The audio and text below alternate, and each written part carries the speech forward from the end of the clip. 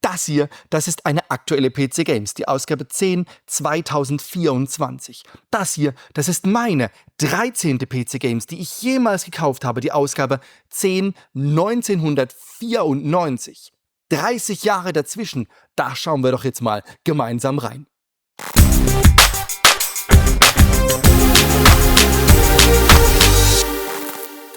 Und was für ein kriegerisches Motiv haben wir denn dieses Mal auf dieser Ausgabe? Ein Panzer und ein Hubschrauber. Es geht um richtig fette Action in der damaligen Zeit, nämlich um die Vorschau auf Armored Fist, den sozusagen Nachfolger von Comanche, dem Programm von Nova Logic mit der legendären Voxel-Grafik Engine. Dann gibt es Neues von Virgin Entertainment, nämlich CD-ROM-Hits, die Studios in LA. Es gibt eine Vorschau auf 11th Hour, den Nachfolger von The Seventh Guest, einem legendären CD-ROM-Computerspiel. Und natürlich gibt es wieder eine Coverdisc, diesmal mit einer Demo von Cool Spot, dem Jump'n'Run, das wirklich knackig schwer ist.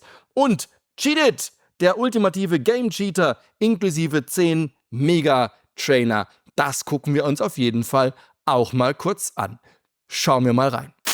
Und da ist hier auch schon die Vorschau auf die Coverdisc, 1,44 MB und immer wieder mal randvoll mit tollen Sachen. In diesem Fall zwei Dinge, nämlich die Demo von Cool Spot, einem Jump'n'Run, der extra klasse, aber auch knackig schwer, und einem MS-DOS-Programm, mit dem man Trainer in die einzelnen Spiele einbringen kann. Da müssen wir mal auf die Detailseite gucken, weil da sind einige MS-DOS-Kommandos, die euch noch bekannt vorkommen dürften aus längst vergangenen Zeiten. Und außerdem, man sieht es hier oben, 2 neue Level für das aktuelle Spiel von ID Software. Genannt wird der Name allerdings nicht mehr, denn zu diesem Zeitpunkt war Doom bereits indiziert. Aus der Rubrik Kurioses zu dieser Zeit: ein neues Virtuality Café macht auf, nämlich nach der offensichtlich erfolgreichen Niederlassung in Berlin gibt es jetzt auch eines in Erfurt. Und ja, es wird hier genannt der erfolgreiche Eröffnungstermin. Und guckt euch mal dieses Foto an. Ganz ehrlich, da sitzen ein paar am Tisch und hinten stehen die in ihren Virtual Reality Stationen. Ich stelle mir das so total skurril vor. Und ich hätte ganz ehrlich ums Verrecken da nicht zocken wollen. Also, weiß nicht, ob ihr es kennt mit einer VR-Brille. Man sieht ja überhaupt nichts von der Umwelt und sich dann da wirklich in ein Spiel reinfinden, so richtig reinfallen lassen. Ich glaube, das hätte für mich überhaupt nicht funktioniert. Ein Vorschauartikel lässt es erahnen: Colonization ist im Anmarsch, der sozusagen Nachfolger von Civilization von Spielelegende Sid Meier. Er hat sich entgegen des Wunsches vieler Fans nicht einem weiteren Civilization-Teil zugewendet, sondern eben der Umentwicklung Colonization. Ähnliches Prinzip, aber doch irgendwie anders. Im nächsten Heft wird dann der große Testbericht folgen. Hier war schon mal eine Vorschau auf diesen nächsten Strategiehit. Und auch wenn diese Ausgabe spieletesttechnisch nicht so wahnsinnig viel hergibt, es gibt kein Spiel des Monats, so sind doch die Vorschauberichte wirklich hochkarätig. Hier eine Vorschau auf das nächste Spiel aus dem Hause Papyrus, den Nachfolger von IndyCar Racing, nämlich NASCAR Racing. Und hier sieht man schon hier unten, es wird 2 Varianten geben, eine CD-ROM-Version und eine Diskettenversion. Die Diskettenversion mit VGA-Grafik und die CD-ROM-Version mit SVGA-Grafik, und da sieht man schon die Unterschiede. Das wird richtig genial. Papyrus zu der Zeit wirklich ein Hochkaräter unter den Spiele-Rennsimulationsentwicklern. Und das Cover hat es angekündigt: ein großer Vorschaubericht zu The 11th Hour, ein unaussprechlicher Spieletitel. Es ist sozusagen der Nachfolger von The Seventh Guest, ein ebenso unaussprechlicher Spieletitel, wenn man aus Deutschland kommt. Wir sehen, es geht um pre-rendered Hintergründe, also vorberechnete Hintergründe, in denen Schauspieler agieren. Das war so zu der Zeit richtig in. Man wollte einfach das Medium Film, glaube ich, irgendwie erreichen, kopieren. Man wollte zeigen, dass man es kann. Es ging natürlich mit den CD-ROMs auch endlich richtig gut grafisch etwas zu präsentieren. Und man muss aber auch sagen, Rendergrafik von Personen war zu der Zeit natürlich noch überhaupt nicht möglich oder sah einfach nur gruselig aus. Aber es war definitiv eine aufregende Zeit, denn endlich kamen immer mehr CD-ROM-Spiele auf den Markt, die das Medium wirklich ausgenutzt haben. Und die CD hat der Diskette nach und nach dann einfach doch den Rang abgelaufen als Standard-Spielemedium. Und eben sagte ich es, gerenderte menschliche Charaktere in Spielen waren einfach zu der Zeit grafisch noch nicht so der Brüller. Und hier schlägt definitiv Creature Shock in die richtige Ecke. Ja, Virgin hat eine ganze Reihe von Spiele-Hits in der Pipeline, unter anderem eben Creature Shock, das sicherlich präsentationsmäßig ein Meilenstein war. Spielspaß technisch vielleicht nicht so ganz, aber ich habe das extrem viel gespielt und auch sehr gerne. Es hat total meinen Nerv getroffen zur damaligen Zeit. Aber wir erinnern uns sicher alle an diese Dame aus dem Intro. Das war natürlich von der Darstellungsqualität an vorberechneten Menschen sicher noch nicht das Gelbe vom Ei. Aber Creature Shock auf jeden Fall ein Titel, auf den ich mich freue. Und wir bleiben bei der Vorschauseite von Virgin, nämlich ein weiteres Spiel ist in der Pipeline hier. Lost Eden kommt und Lost Eden ist auch eines der Spiele, an die ich mich extrem gut erinnere. Die Musik ist mir wie gestern immer noch im Ohr geblieben. Ich kann mich an jede einzelne Nuance dieses Spieles erinnern. Und hier steht auch ganz witzig, ne? Lost Eden scheint endlich ein CD-ROM-Spiel zu werden, das optimales Gameplay und fantastische Grafiken kombiniert. Ob es sich nun um ein Strategiespiel, eine Simulation oder um ein Adventure handelt, lässt sich aber jetzt noch nicht sagen. Nun ja, fantastische Grafik zu der Zeit, definitiv.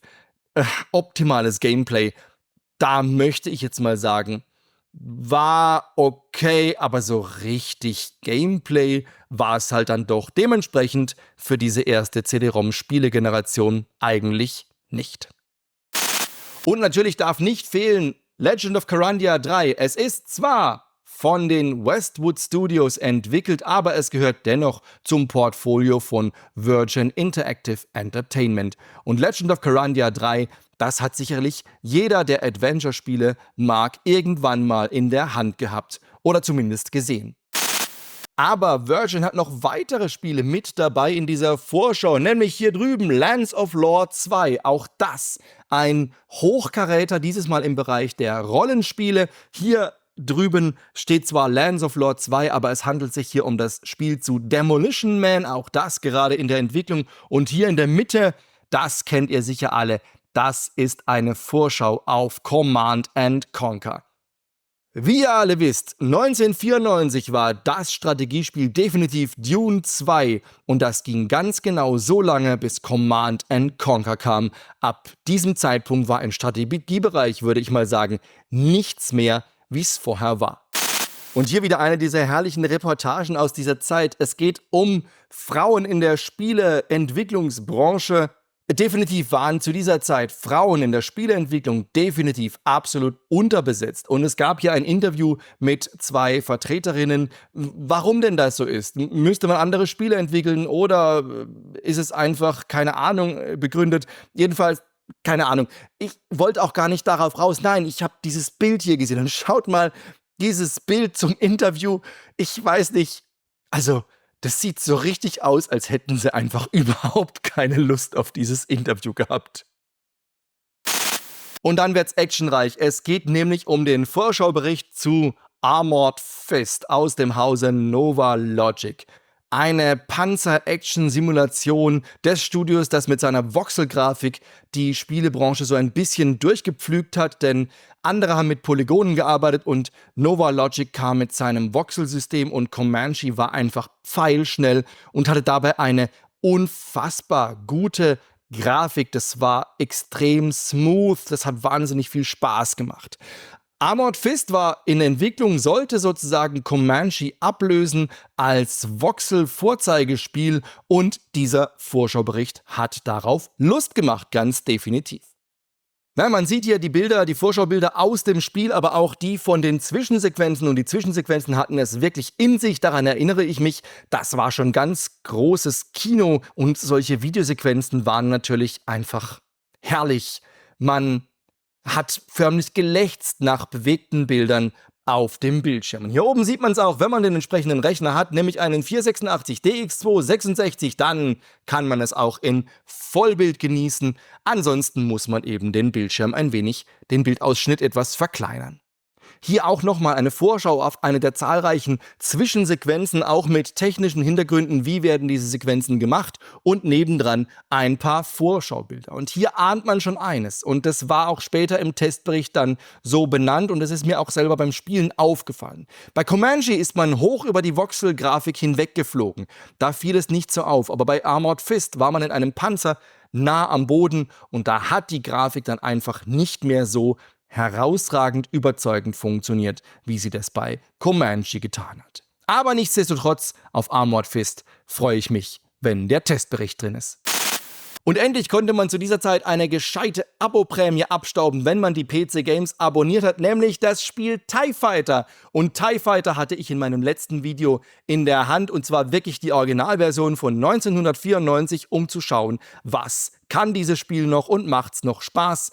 Also wenn ihr Bock habt, ich verlinke euch das Video unten in der Beschreibung, dann schaut doch mal rein, klickt mal rein und ich kann euch jetzt schon sagen, es hat mir eine Menge Spaß gemacht, TIE Fighter. War ein gutes Spiel und ist tatsächlich immer noch ein richtig gutes Spiel. In den CD-ROM-Tests ist mir das hier aufgefallen, Subwar 2050 mit einer CD-ROM-Version, die zwar wirklich nicht sehr herausragend ist, nämlich CD-Advantage mangelhaft, aber immerhin muss man die 12 Megabyte nicht installieren, sondern kann das Ding fast komplett von CD-ROM laufen lassen. Aber Subwar 2050 war definitiv ein Spiel der etwas anderen Kategorie. Man raste nämlich mit einem U-Boot unter Wasser. Und ich meine mich zu erinnern, dass erst mit Schleichfahrt dann ein neuer Vertreter dieses Genres aufkam. Aber Schleichfahrt kommt, wenn ich es richtig weiß, erst später, ich glaube 1995 oder 96. Habe ich jetzt nicht recherchiert, aber da kommen wir dann irgendwann auch noch dazu. Und natürlich gibt es nach wie vor Plagiate en masse, nämlich zum Spiele-Hit Doom. Ja, hier auch wieder ein Vertreter der 3D-Shooter-Riege, der zwar viel möchte, aber nicht ganz so viel kann. Kurios ist hierbei, man kann dieses Spiel nur in einer entschärften Version kaufen und wenn man dann einen Altersnachweis führt, dann kann man sich sozusagen die blutige Version nachbestellen. Es ist schon wirklich kurios, was das damals für Blüten getrieben hat mit der BPJS und Indizierung und dem neuen jungen Medium Spiele und Gewalt in Spielen. Sehr kurios. Und endlich ist es soweit. Day of the Tentacle wird abgelöst als beste Sprachversion eines Adventures auf CD-ROM, denn Simon the Sorcerer bekommt eine komplett synchronisierte Version auf CD-ROM und Simon the Sorcerer 1 war ein tolles Spiel. Simon the Sorcerer 2 war definitiv deutlich besser, aber auch Teil 1 war gut und natürlich mit Sprachausgabe, besonders in Deutsch, die war richtig herausragend, das war richtig gut gemacht, professionelle Sprecher, sehr viel Humor, toll gesprochen, also das war definitiv die Investition in ein CD-ROM-Laufwerk wert. Und wie immer möchte ich mich auch dieses Mal unserer Leserbrief-Legende Rainer Rossiert widmen, unserem Rossi. Und wer keinen Bock drauf hat, der klickt einfach ins Inhaltsverzeichnis und springt ein Stückchen weiter. Für alle anderen habe ich wieder einen Leserbrief rausgesucht, den ich einfach herrlich finde, weil er passt nicht nur zu Rossi und seiner Art zu antworten, sondern auch zu dieser Zeit. Origin, John Porno Rainer. Erst einmal ein kleines Lob, bla bla bla bla. Wir wollen diesmal Origin etwas überbraten. Es geht darum, dass Origin seine Spiele nach dem Motto gestaltet Pentium Recommended. Und welcher Jugendlicher hat schon einen Pentium oder einen DX266 zum Spielen daheim stehen? Es ist klar, dass die Spiele schon ein hohes Niveau haben, Grafik, Sound, aber bei Spielen wie Strike Commander, Privateer, bei Microcosm oder Rebel Assault, nicht von Origin, nein, die ebenfalls eine sehr gute Grafik und einen guten Sound haben, genügt ein 386 40 MHz 4 MB Rechner doch auch. Wirklich? Naja. Also warum jetzt schon ein Pentium bei Origin, der erst circa ein Jahr auf dem Markt ist? Geht es nicht auch etwas niedriger? Okay, die meisten Leute haben einen 3 oder 486, aber wenn Origin jetzt schon anfängt, wie wird es dann in einem halben Jahr aussehen? Etwa ein Power-PC mit 150 MHz und 32 MB RAM? Wow. Und es geht noch weiter, denn der Gipfel ist, dass man für Wing Commander 3 jetzt schon einen Pentium-ähnlichen PC mit 8 MB RAM, SVGA und vielleicht noch Triple Speed CD-ROM benötigt. Daher unsere Frage, welcher Jugendliche kann sich das noch leisten, wenn er nicht gerade reiche Eltern hat? Oder was meinst du zu diesem Thema? Um eine Antwort wird gebeten. Und Rainer schreibt in seiner herrlichen Art. Eine gelinde gesagt merkwürdige Anrede und das Thema ist so neu nun auch wieder nicht. Aber man kann wohl nicht alles haben. Ich kann gut verstehen, dass du bei diesem Thema etwas in Wallung gerätst, aber ich fürchte, Origin kann gut damit leben. Wenn man dort sanft anfragt, prallt man unweigerlich auf die Aussage, dass sie ihre Spiele nicht für Jugendliche produzieren. Sie versuchen, das technisch Machbare auszureizen, ohne Rücksicht auf Hardwareverluste. Und so falsch können die Jungs gar nicht liegen, ihre Verkaufszahlen geben ihnen recht. Offensichtlich sind sehr viele bereit, die Anforderungen zu erfüllen. Wer dieses Wettrüsten nicht mitmachen will, kann oder muss eben auf Produkte dieser Firma verzichten. Ob ich persönlich das nun gut oder schlecht finde, steht nicht zur Diskussion. Man kann Origin eben, zum Glück, nicht zwingen, ihre Hardware-Anforderungen herunterzuschrauben. Zudem ist es auch mehr als fraglich, ob es sinnvoll wäre. An dieser Stelle zu jammern oder zu loben erscheint mir als wenig sinnvoll. Eingreifen kann hier nur der Kunde, der seinen Geldbeutel für Produkte dieser Firma öffnet oder es bleiben lässt. Tja, manche Themen haben sich definitiv bis heute nicht geändert. Und ein weiterer Leserbrief, da muss ich einen Teil kurz raus zitieren. Hallo PC Games, dass ich euch super finde, bla bla, ist klar. Erstens, bestimmt wirst du, oh Rainer, jetzt denken, nicht schon wieder dieses Thema, aber bitte hör mir zu. Da IDs neues Spiel, nennen wir es XXXX Doom, gerade indiziert wurde, habe ich eine Frage. Ein Freund von mir hat das Original in einem deutschen Geschäft gekauft. Ja klar, ein Freund, ja. Nun, wo das Spiel indiziert wurde, weiß er nicht weiter. Einerseits will er das Spiel behalten, andererseits will er auch nicht erwischt werden, da es ja verboten ist, indizierte Spiele zu besitzen und zu spielen. Wie sieht das jetzt aus? Zweitens, gibt es noch irgendwie die Chance im Versandhandel, ein XXXX zu bekommen? Und Rainer antwortet auf diese zwei Fragen: Nicht schon wieder dieses Thema. Wer hat eigentlich den Blödsinn aufgebracht, dass der Besitz eines indizierten Spieles strafbar ist? Wenn man volljährig ist und das Game keinen Jugendlichen zugänglich macht, hat der Gesetzgeber nichts dagegen, wenn man sich im stillen Kämmerlein seinen indizierten Freuden hingibt. Aber herrlich, Rainer Rossiert einfach eine Legende. Lieber Rainer, wenn du das hier siehst, sei dir versichert, wir alle vermissen dich, wir vermissen die tolle Leserbriefzeit mit dir und ja, einfach herrlich, da wieder reinzuschauen. Vielen Dank. Und wir werfen einen Blick auf die Coverdisk-Seite, nicht wegen Coolspot, sondern wegen dieses Programms hier, der Cheat It Game Cheat Programm, Ersteller, Einspieler, ich weiß nicht genau, was es war, ich hatte das nie in der Hand, aber es ist so herrlich hier, total ein DOS-Menü und auch die Befehle, die man eingeben muss, um das Ganze zu installieren. MD-Cheat eingeben, Make Directory und dann A oder B wechseln und dann Copy Cheat.exe C/Cheat und so weiter. Cheat -D del Cheat.exe. Also all diese Befehle, die man eben so eingeben musste und die man auch kennen musste. Was war das doch kompliziert, vor 30 Jahren an seine kleinen Programme zu kommen und diese auch noch zum Laufen zu bringen. Wir schauen auf die Spielecharts. Was hat sich in diesem Monat getan?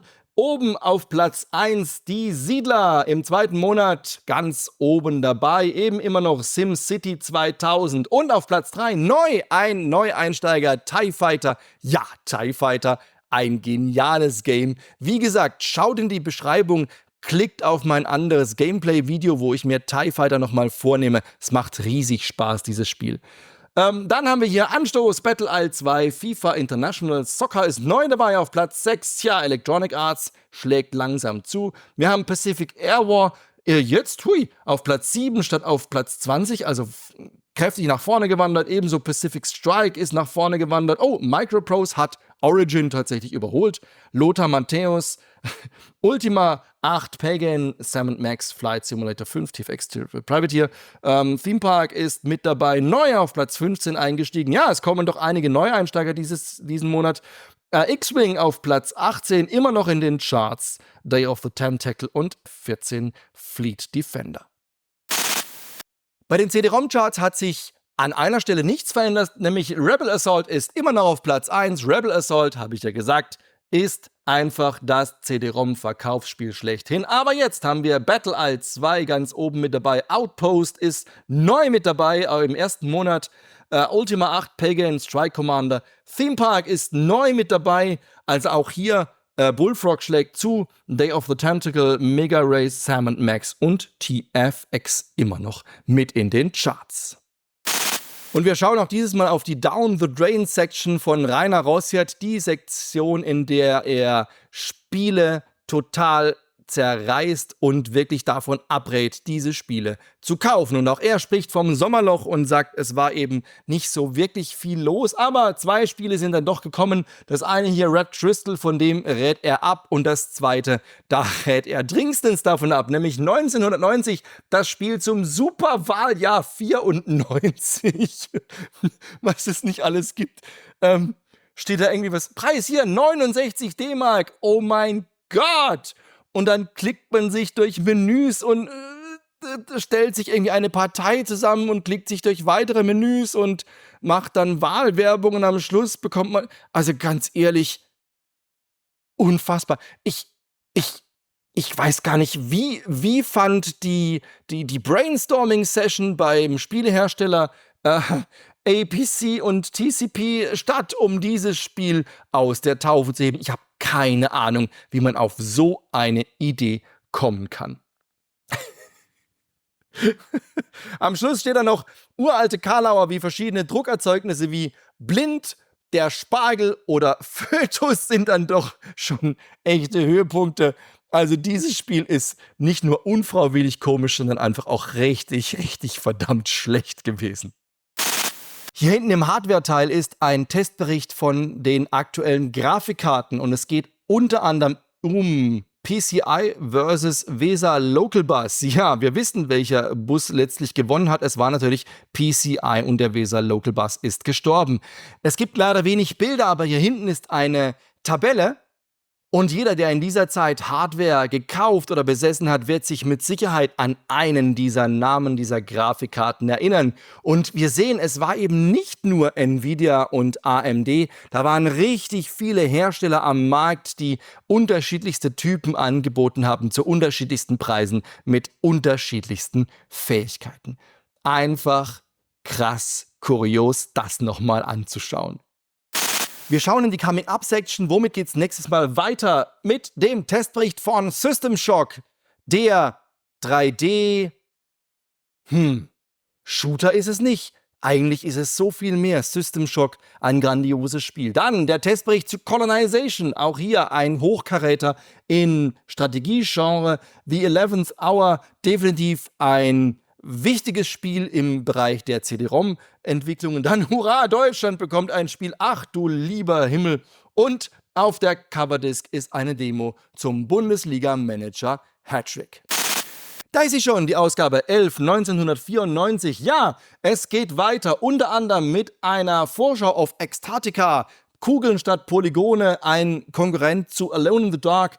Es geht um die Vorschauberichte von der London-Messe von der ECTS. Es gibt Testberichte, wie gesagt, von Colonization und System Shock. Und fast fertig eine Section mit Dawn Patrol, Inferno, Space Quest 6 und King's Quest 7. Also auch hier richtig tolle Vorschauartikel. Außerdem auf der Coverdisk eben den Bundesliga-Manager und 3 neue Level für den aktuellen ID-Software-Hit. Außerdem neue Cheats für den Game Cheater. Ja, das ist schon richtig klasse. Ja, es würde mich freuen, wenn ihr bei dieser Ausgabe beim nächsten Mal wieder mit dabei seid und mit mir in dieses alte Heft reinschaut. Bis dahin, habt Spaß, zockt ein bisschen, und dann sehen wir uns vielleicht in einem der nächsten Videos wieder.